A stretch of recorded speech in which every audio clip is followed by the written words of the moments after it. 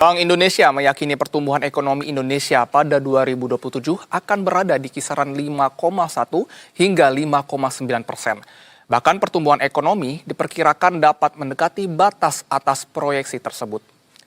Didukung oleh kuatnya konsumsi domestik, membaiknya ekspor, dan meningkatnya investasi.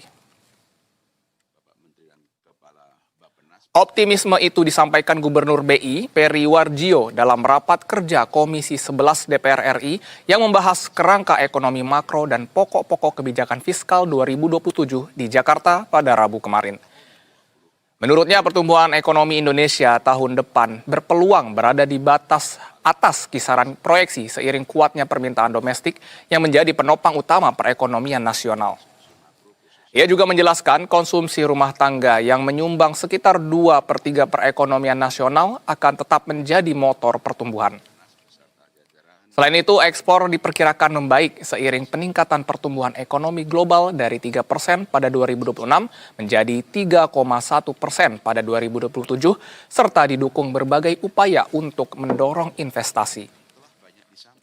Peri menyebut ada 3 faktor utama yang mendasari optimisme tersebut.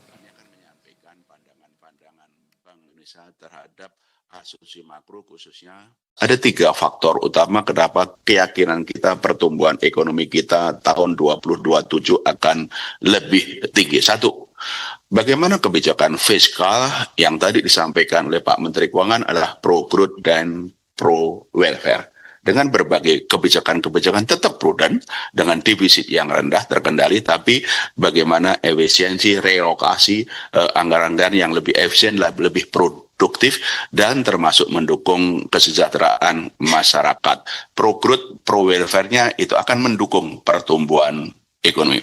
Yang kedua, tadi juga kita mendengarkan Pak Kepala Bappenas menyampaikan program kerja prioritas nasional, baik berkaitan ketahanan pangan, ketahanan energi maupun yang lain-lain yang terorkestrasi secara baik, termasuk juga program-program untuk hilirisasi dan industrialisasi dari sumber daya alam yang digariskan oleh pemerintah.